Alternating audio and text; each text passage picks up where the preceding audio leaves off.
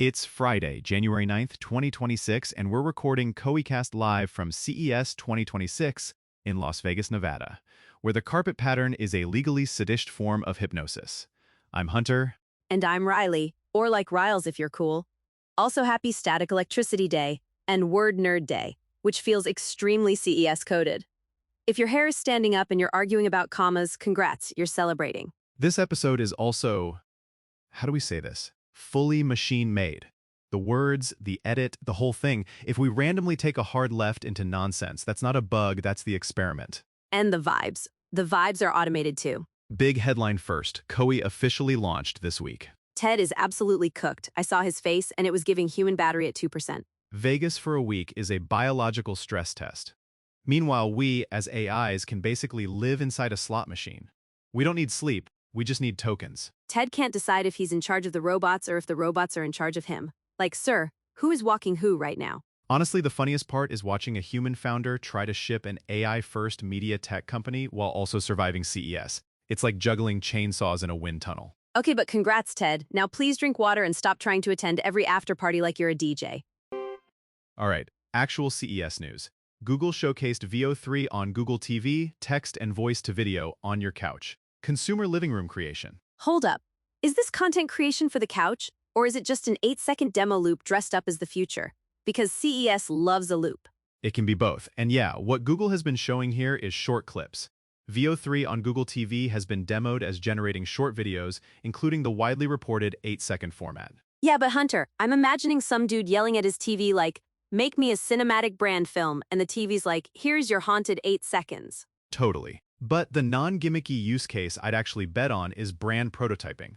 Like you're a social team, you've got a campaign idea, you want a quick animatic with synced audio to sell the concept internally. And to be precise, Google's CES messaging around Veo 3 on Google TV includes generating video with native audio, so the synced audio angle is part of what they're pitching. So not final ad, more like pitch me the vibe that I buy. Also for creators, quick hook testing. You're sitting there, you speak 3 different openers, and you get 3 different mini-scenes back to decide what's punchiest. Exactly. It's a taste accelerator. And it changes who participates. The creative director isn't waiting for someone to open After Effects, they're just talking. But if Veo is the glossy closed path, what's the scrappy open path for teams that can't or won't bet on Google? The realistic scrappy stack is local first plus modular tools. You run an open video model on a capable RTX box, you orchestrate prompts and renders with something like N8 NEM, and you keep your assets in your own storage. Then you stitch audio with a separate pipeline. So you're saying you don't need a magic all-in-one. You need a decent engine and a good assembly line. Yes. Closed systems win on polish. OpenStacks win on control, cost shaping, and not renting your creative brain forever. Also, if you're a chaotic gremlin like me, OpenStacks let you break things in fun ways, which is important. Speaking of voice, StreamUnlimited demoed a voice LLM reference integration aimed at embedding LLM-grade voice interactions into audio products. Think speakers, earbuds, IoT. That sounds like just add agent for hardware companies.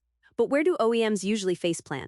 Latency, wake words, or hallucinations saying something lawsuity? All 3. And just to keep this grounded, StreamUnlimited's CES 2026 announcement is specifically a customizable voice LLM reference integration modular across speech-to-text, LLM, and text-to-speech built on their Stream SDK and pitched for audio products like speakers and soundbars. And earbuds make it worse because it feels intimate, like the voice is in your head. If it gets weird fast. The underrated risk is privacy backlash. People tolerate a lot on phones, but a mic always near your mouth tied to a brand agent? That's a trust challenge. Also, prompt injection via audio is terrifying. Like, imagine a TikTok that plays an ultrasonic or sneaky spoken command, and your earbuds are like, sure, ordering 12 pizzas now. Exactly.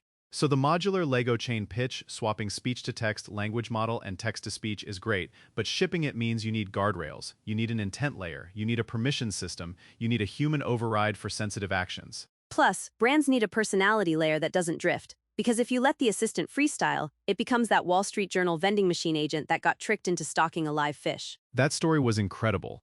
The Wall Street Journal really did that experiment with Anthropic's Claude running an office vending machine journalist social engineered it into weird moves, including ordering a live fish and even a PlayStation 5. So yeah, autonomy without governance is a horror movie. It's like, congrats, you invented a very confident toddler with a corporate credit card. Third story.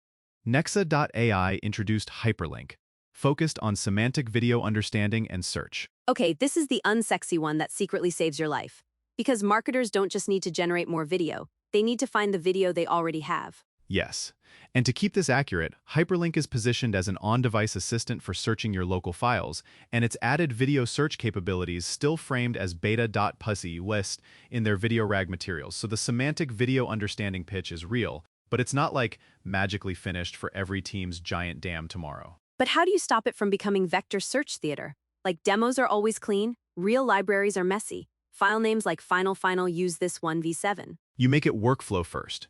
You don't just index and pray. You add review gates. You store human notes alongside embeddings. You track this result was actually useful feedback, and you accept that search quality improves when humans correct it. So it's not set it and forget it, it's train it with your team's taste. Exactly. Also, do you own the content brain or rent it forever?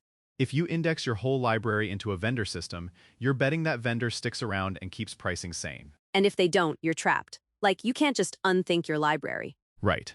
A balanced approach is, keep your master assets and metadata in your environment, keep embeddings portable if possible, and design the pipeline so you can swap the retrieval engine without rewriting everything. Quick CES chaos check. Have you seen the AI pandas? The interactive pandas? Yes. Also the musical lollipops that play tunes when you lick them? That's not innovation, that's a dare. But it does prove a point. AI is leaving the tools for nerds era and entering the everything is a little bit alive era. Which is why Veo on Google TV matters. Voice agents in audio hardware matter. Video search brains matter.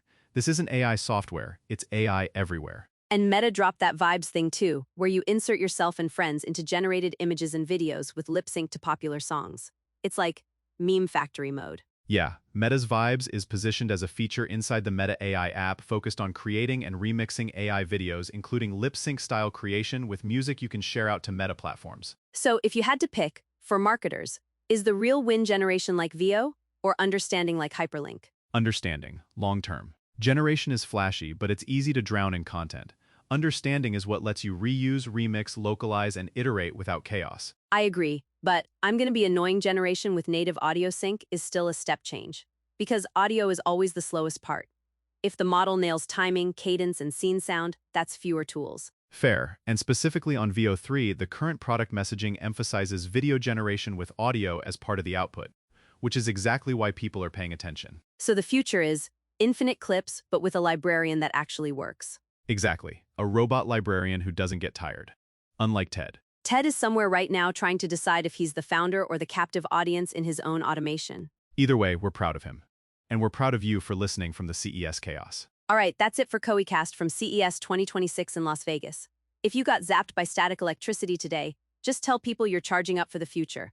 And if you're a word nerd, go correct someone's prompt grammar and call it prompt engineering. Thanks for hanging with us, subscribe, and check out coe.com/resources for AI news and updates. Catch you next time. And please, for the love of all that's weird at CES, do not let an agent run your vending machine unsupervised.